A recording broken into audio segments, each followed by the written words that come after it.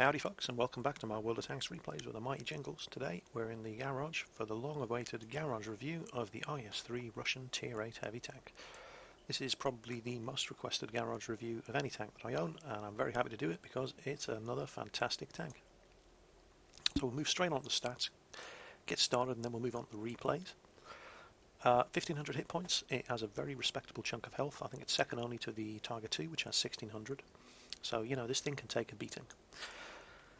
Mine weighs in at a shade under 49, well, it weighs exactly 49.7 tonnes, a shade under 50 tonnes, and it has a 700 horsepower engine. Now this is kind of strange, because the IS at tier 7 weighs less than the IS-3 and has exactly the same horsepower engine, but it can only do 34 kilometers per hour. So, I don't know, superior Soviet transmission or drivetrain, whatever. I don't understand the reason, but the IS-3 is a heavier tank with the same engine, and it manages to get 4 kilometers per hour faster. It can do 38 kilometers per hour. It's a pretty quick, heavy tank.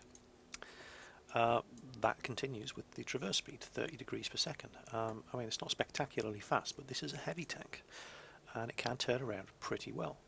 Now, the turret traverse isn't great, 26 degrees per second, but it's, you know, it's very un-German. You will find that, I mean, especially in combination with the traverse of the hull, 30 degrees plus the 26 degree turret traverse, you can whip that gun around moderately quickly, but it doesn't. The turret itself doesn't turn that quickly, 26 degrees per second. I'll skip the armour for now, and I'll come back to that later because that's one of the most distinguishing features of the tank. View range 350 meters, pretty good. And the signal range, very good, 730 meters. That's, you know, that's a very, very good signal range. You're rarely going to drop out of contact with friendly tanks or not be able to spot enemy contacts on the map with that kind of signal range. But the armour is probably the most distinguishing feature of this thing, and it's the first Russian tank to introduce the whole pike nose concept, and you'll see it on the IS-7, you'll see it on the IS-8, you see it first on the IS-3, and the basic idea is this. While the armour of the hull, well, we'll check the numbers out first, is 110 millimeters thick on the front, 90 at the sides and 60 at the rear, and the turret 220 millimeters at the front, 110 at the sides, 110 at the rear. So the turret, you know, it's a really, really bouncy turret. 220 millimeters at the front, 110 side and rear, and it's very, very, very, very well sloped. Now the turret does have a couple of weak spots, but they're not really weak spots. Contrary to popular belief, that little hole at the front there, that ain't a weak spot. The turret roof plate here, you can get through with a 90mm penetration gun. However, look at how odd it is to hit.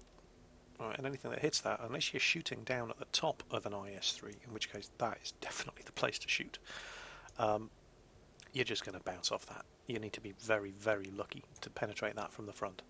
And the same really goes for these little periscopes, which are also a weak spot of the turret.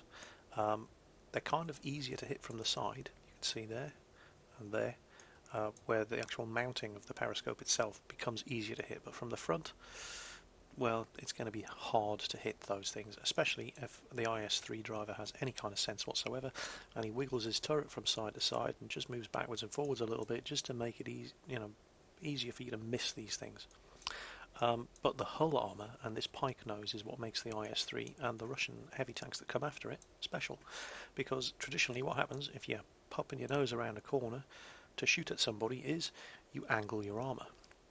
And if we look at the Tiger, it's probably the perfect example, or the Tiger II even, popping around a corner at that angle and then turning your turret and your gun towards the enemy increases the effective slope of all of your frontal armour. And all of your side armour, and just also increases not only the effective thickness but the chance that a shot is just going to ricochet off. Well, that is exactly the wrong thing to do in an IS-3, because that pike nose angles your armour for you, and if you come around a corner like so, all you're doing is unangling that side of the pike nose.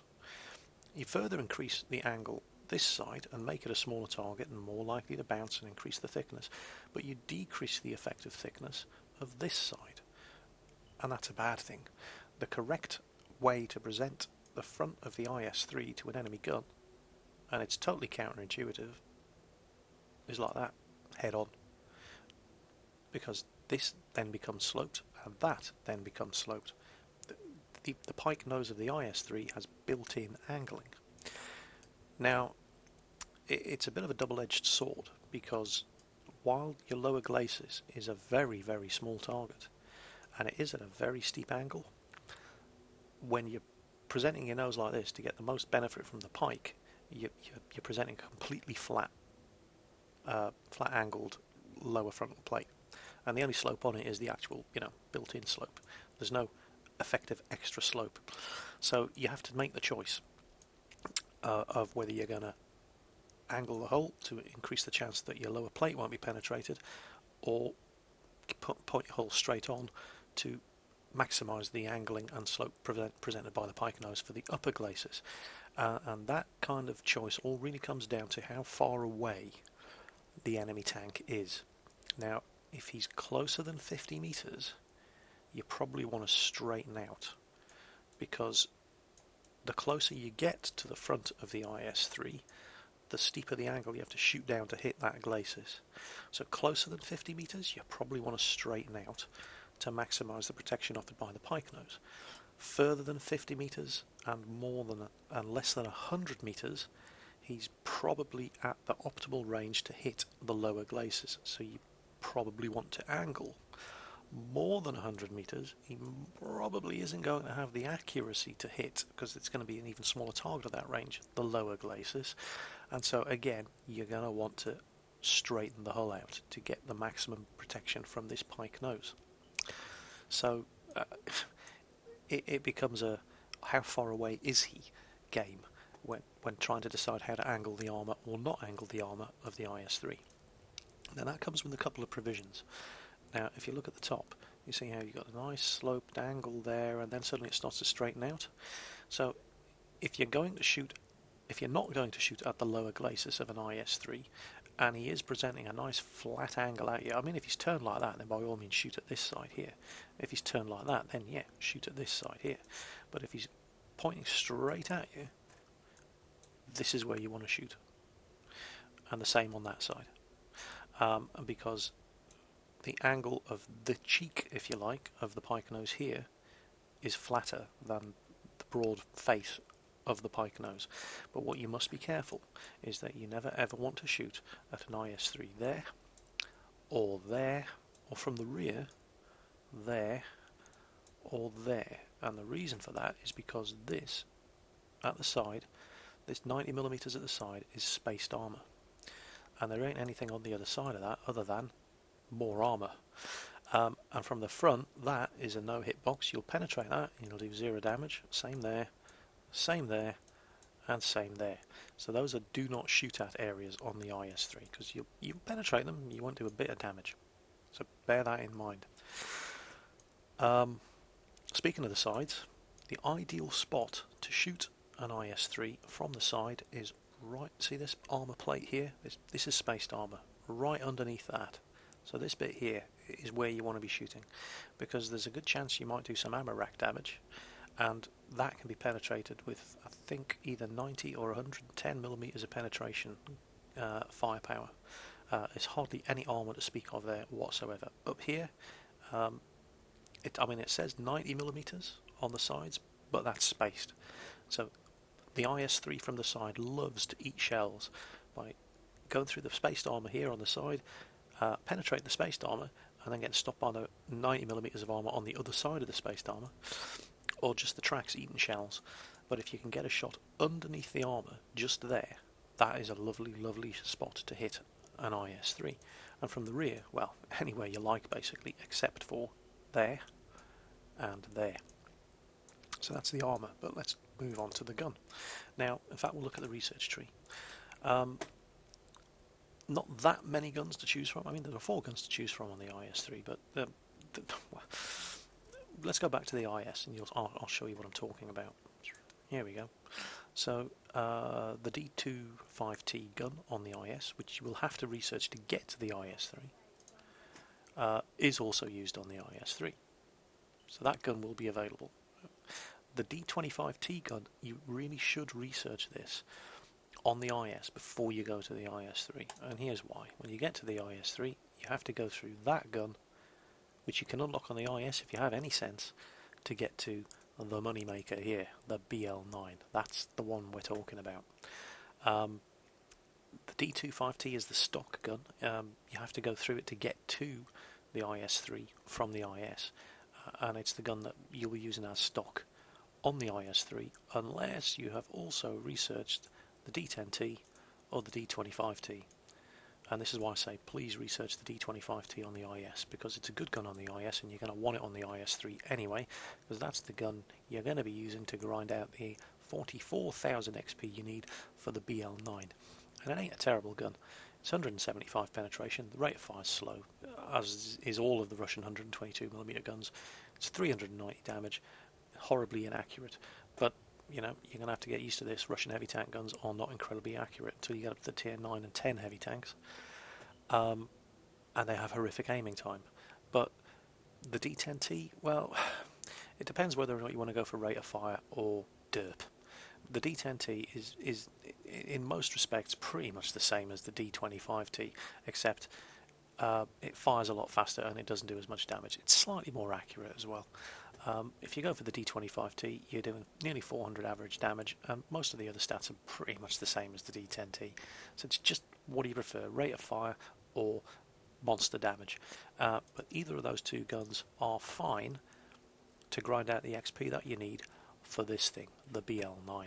And this thing has more or less the same rate of fire as the D25T, and it does the same damage as the D25T, but it's a lot more accurate. I mean, and it has much better penetration.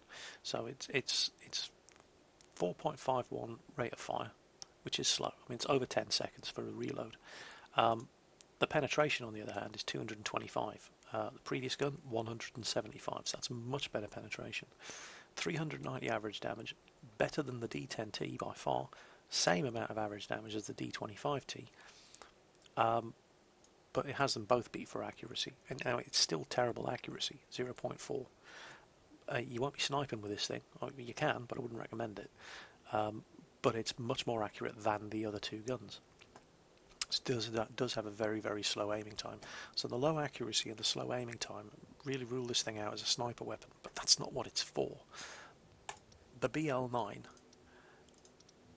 is a monstrous derp close range heavy tank gun on a tank that is basically designed for getting right up in your face and unleashing this gun on you, in combination with that pike nose armour, the monstrous turret armour, and the really lovely slopey bouncy turret.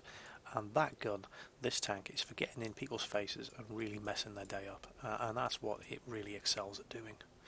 Now, equipment, you're going to want a large caliber tank gun rammer because it does have a very slow reload. You are going to want, and I haven't fitted one because it does cost, where is it, 500,000 credits, and money is tight for me. An enhanced gun lane drive, because the aiming speed is bad on these 122mm guns. Your third choice, I've gone for a vertical stabilizer. I must have had one spare from somewhere. And a vertical stabilizer isn't a terrible idea for this tank, because when you're in somebody's face, you're moving the turret from side to side, you're jingling backwards and forwards, just to deny them the chance of shooting at this weak spot here and these weak spots here. So a vertical stabilizer isn't a terrible idea, but you know, improved ventilation would be pretty good as well. And a toolbox wouldn't be a terrible idea on this thing either, but I think improved vents or a vertical stabilizer you'd probably get more benefit out of, with improved vents probably being the better choice. Moving on to crew skills, well, I've just gone with recon for the commander. It's got good view range anyway, and the sort of ranges that you get into fights on the IS-3, view range isn't really that much of an issue, so recon probably ain't really the best choice. If you can get brothers in arms on all of your crew, that's a good thing to go for, certainly. It helps get that aiming time and reload time down even further. I rarely get the crew killed in this thing, so jack of all trades isn't that important. Eagle Eye, well, it's a perk. Who really cares whether or not you can tell what's damaged on the enemy tank? Sixth Sense on a heavy tank, you're going to be right in close contact with the enemy anyway. Commander also gets radio operator skills, and none of them are particularly interesting. So if you want to get brothers in arms on the whole crew, that isn't a bad idea at all. To be completely honest, mentor is probably the best skill you can have on a commander. Um, Maybe even repairs. None of the commander skills are really that interesting, to be completely honest. For the gunner, I've gone with snapshot just for increased accuracy during turret rotation. I would avoid armourer. Isn't a bad idea because for some reason I do tend to get my gun knocked out. Not often, but it does happen. And with 0.4 accuracy on even an undamaged gun, and if you've already used your repair kit for, I don't know, getting your ammo rack back up or whatever, that gun, it really couldn't hit the side of a barn. So armourer isn't a terrible idea, but neither is snapshot. So it's really what you prefer. The driver, well, I've gone with repairs on the driver. Smooth ride, I would not recommend smooth ride accuracy when firing on the move, because you don't want to encourage yourself to be firing this gun when you're on the move unless you're at point blank range while coming around a corner and you ain't going to miss. This gun ain't accurate enough. You really do need to be coming to a halt and aiming and making sure it hits, because if you miss and you've got a nearly 11-second reload, that's really going to hurt. And anything that encourages you to shoot when your accuracy isn't at its best is a bad thing. I wouldn't really not go for smooth ride. Off-road driving isn't a bad idea, but you're pretty fast anyway. Clutch braking, not a bad idea, but you turn pretty quickly anyway. As with a lot of my heavy tanks, I like having repairs on the crew, because it means with the amount of shots that these tracks eat, you do spend a lot of time tracked in this thing, and I hate wasting repair kits getting my tracks up unless I know that the next thing that hits me is going to be artillery, in which case I want to get the hell out of there. So it's always useful to have repair skills on heavy tank crew. I've just found that to be the case, and that's why I've also got repairs on the loader. So I'm being messaged again, the price of fame. But that just about covers the garage review of the IS-3, so without any further ado, let's get some replays underway. Now, Westfield it's one of those funny old maps where there's plenty of opportunity to get in close and still stay in cover. But because the IS-3 is such a low-profile tank, which is normally a very, very good thing. I mean, it is a very, very good thing. It makes you harder target to hit. But in the town in Westfield, there's all these little stone walls that block your line of sight, and you have to knock them down before you can shoot past them. And that's a problem for low-profile tanks like the IS-3, because you can see an enemy tank and you know that there's just this tiny little stone wall between you and him, but there's a stone wall between you and him. Now, it works in your advantage as well, because it generally means that anybody shooting at you, all they have to shoot at is your turret. But it's just one of those really annoying things. You just have to learn how to live with it.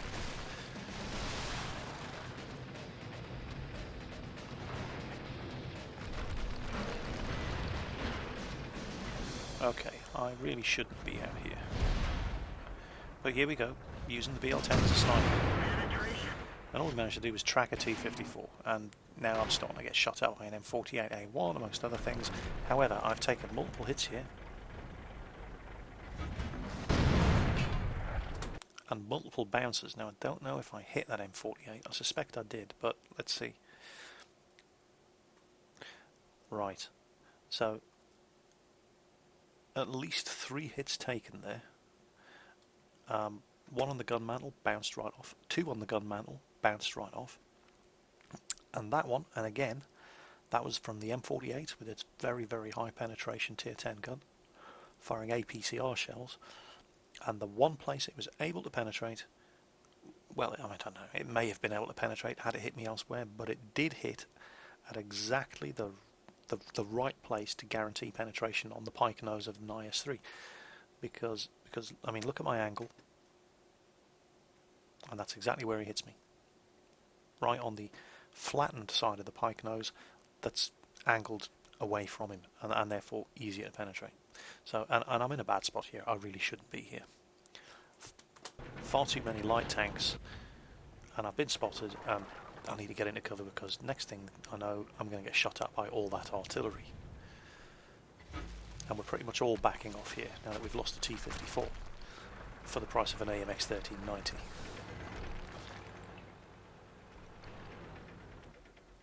But we still got 3 mediums and a light tank covering this side, so I should probably think about getting stuck in. Even though we don't really seem to have that many heavies in the town. It looks like it's just me, and what is that up there? An E-100's moving in. Most of the heavies are up there with the tank destroyers. So, okay, let's see what we can do.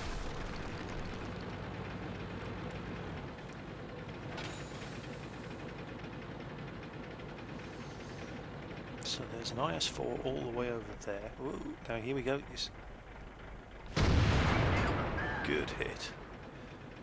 T-32 right on the side of his turret. And then you look, that'll have damaged his ammo feed or his gun, and killed a member of the, you know, maybe the commander, maybe the gunner, maybe the loader. Now where did that? There he is. And this is these low walls I'm talking about. Now I'm not even going to try to shoot an IS-3 in the side of the turret because it'll just bounce.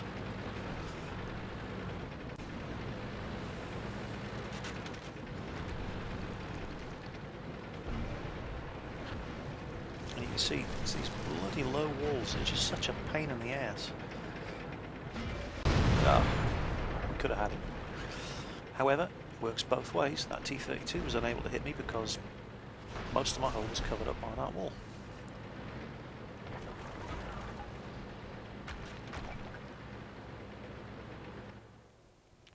T-95, he's looking the other way, as he probably should be with all those guys on that side of the building, but that means I can blow his tracks off, and now he's a dead man.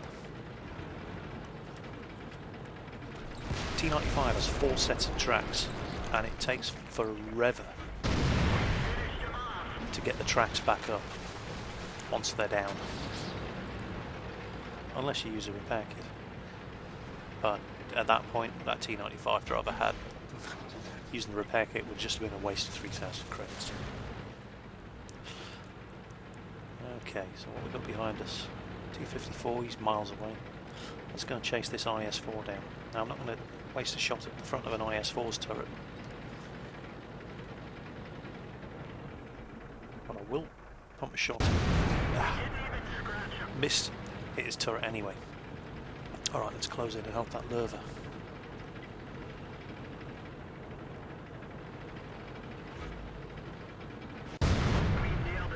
Where's he going to hit me? Bang. Okay, where was that? That actually looked like the lower glacis. And that is about the limit of the range that you want to be shooting at the lower glacis of an IS-3, especially if he's coming down a slope towards you, because that steep angle just becomes really, really hard to penetrate. But he's dead. We're not. See how quick this thing is. I mean, for a heavy tank, this thing can shift.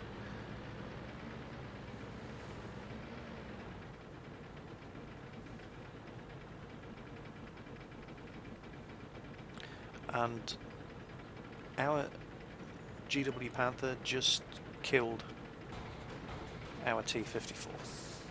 So desperate to get a kill that he recklessly kills one of his teammates.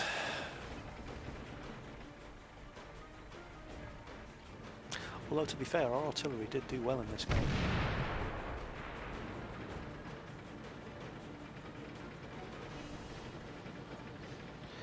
But if you drive a medium or a light tank, be real careful how close you get to enemy artillery.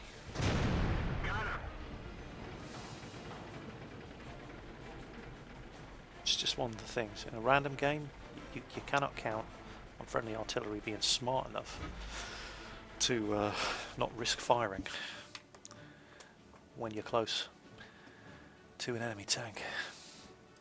And we didn't actually do that well. We killed 2 tanks and we damaged 2.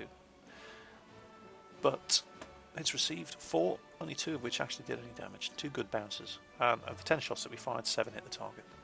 And that was good enough for over 1,000 experience, 24,000 credits.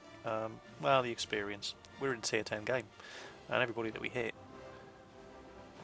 with the exception of the T-32, you know, they were all higher tier than us. So you get a good amount of experience for that, but actual damage done wasn't fantastic. So only 24,000 credits and no awards. That went to the Bat Chat, who gets Top Gun and the Sniper. Oh, I didn't even see that. Where is he? Oh, hell yeah, look at that. Bat Chat with 6 kills. Well done to him.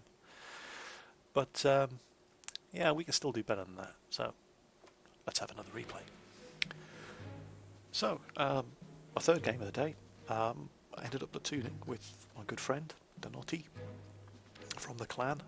We usually do this most nights. A bunch of us platoon up together and we just run rampant. And we ended up on I think we only lost 1 game in about 12. Later on in the night, a third platoon clanmate jumped in and we just kept rolling around, swapping clanmates in and out of the platoon all night. And we only lost 1 game. That's usually what happens when we platoon up. In this game, I platooned up with Donotti, very good friend. It's actually his birthday today, or it was when this game was recorded, and he's a much better player than I am. I mean, I know I'm a good player. No false modesty here. My efficiency rating across all of my tanks is just over 1,300, which is better than about 90% of the people who play. You know, it is what it is. Dan has a 1,500 efficiency rating. I'm a good player. He's a great player. And what Dan's doing here is I'm basically running interference for him. I'm absorbing the fire and I'm taking the hits and softening up the targets, and he's killing them with his ISU-152 and the BL-10 gun. And watch how it works.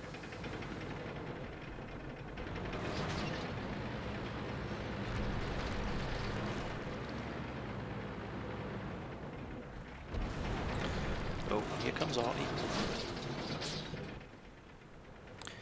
You know how Artie loves me? Page 1 of the artillery field manual. It says, kill Jingles first. So I pop out, put a shot in the T-34-85, back up, and boom, boom.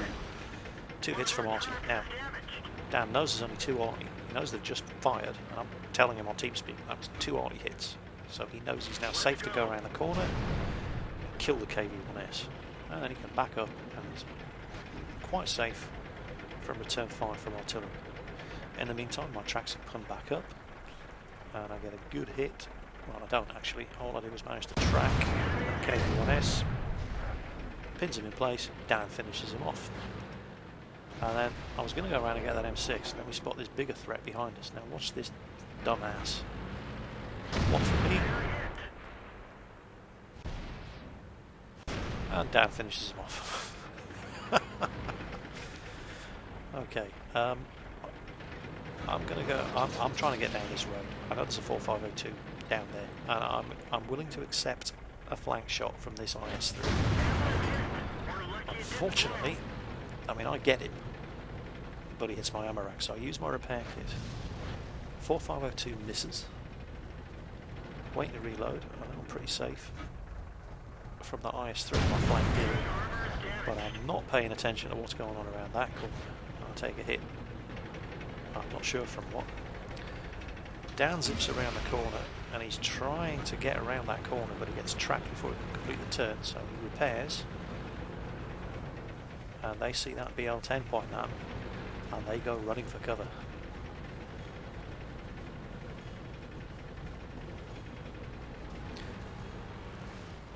Really aggravating rock here, they're getting stuck on for. And I'm going for this Tiger 2 because he's the biggest threat remaining. Well, he's not, because he's pretty stupid. Put 1 into him. And hello, is that M6 going to be stupid enough to come around the corner? He is. Guess what?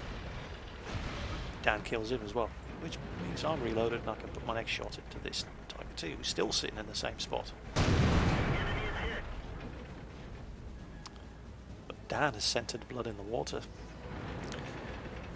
Who do you think is going to get the kill of the Tiger 2? Well, I will get the next shot in.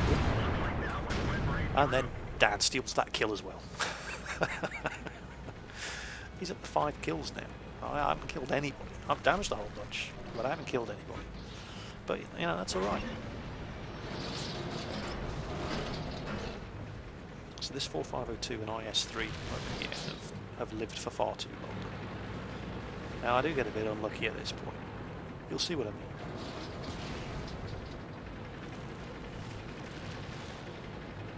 Or rather, he does get a bit lucky at this point. So I know I'm going to take a hit as I come around this corner.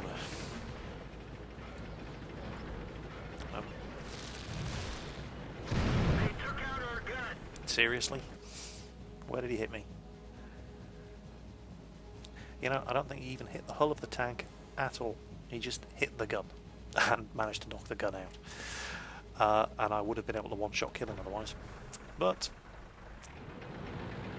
he probably doesn't know my gun's been knocked out. I'm watching backing away and not looking at what's behind him. The main gun is working, but not very well. But, you know, typically, I get my gun up just as he's died.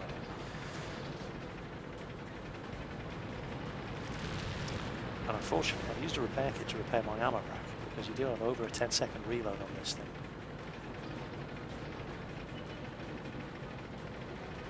Dan spotted him, a T-34-85, and now he's at 6 kills. There's Top Gun. And 0.4 accuracy on the BL9 gun when it's not damaged, which basically means at 300 meter range you can forget hitting anything with this gun. So how did we do? Well, not quite Confederate, but damaged 5 enemy tanks, and good damage to 5 enemy tanks, 40,000 credits. And even though we were top tier, 1110 XP, undoubled, which ain't bad. But Danny Boy got himself Bolter's Medal, and he basically did that by following me around, letting me take the hits, because in an IS-3 you can take the hits. I was softening them up, Dan was killing them with his BL-10, and basically I was keeping him alive, he was keeping me alive, until I decided to run off by myself and go after that IS-3, and I got my gun knocked out. But it's such a good tank. It's just such a fantastic close-range, knockdown, drag-out, brawling knife fighter of a tank. And that's where that gun really does excel. And while that game wasn't a ringing endorsement of the armour of the tank, I mean, that was an unlucky hit. Seriously, knocked my gun out. Oh, seriously. Oh. And that's why flank shots, you can, how can I put this? Exposing your flank to an enemy tank is not normally a great idea, but you can get away with it sometimes in the IS-3 because you've got that spaced armour that runs up the side, and because your tracks do tend to eat a lot of damage. However, you do run a risk when you do that, because the armour underneath the spaced armour can be penetrated by, I think, a gun with 90mm of penetration. Not a lot of penetration anyway. Anybody can get through if they can hit it, and there's a chance you're going to be ammo racked if they get through that armour. Unfortunately, that's exactly what happened in this game when I was exposing my side to that IS-3 to get down the road and into, you know, the cover around the church, so I could go after that 4502.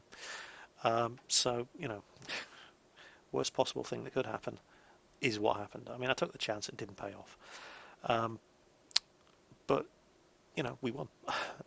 And between myself and Dan, with me softening those buggers up for him, and then him killing them, we got 7 kills between us. So, it's a great tank. It's just so good at brawling, getting in close, eating the damage, and then derping them in the face with that BL9 gun. And if you can platoon up with somebody else who knows what they're doing, stick together, cover each other, you know, you take the damage for them. I mean, in this case, he was in an ISU-152, so he was the fragile one, he couldn't take the hits.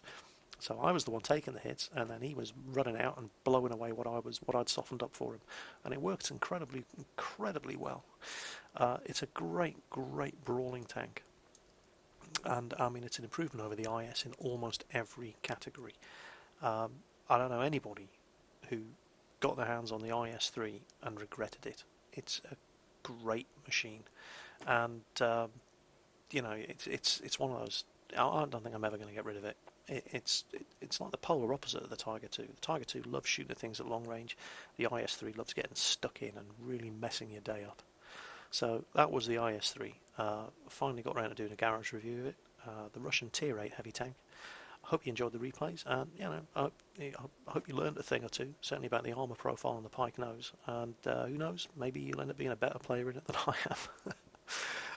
I mean, I'm not that great in my IS-3, but I do enjoy playing it. So I hope you enjoyed the replays anyway, and take care on the battlefield, and I'll see you next time.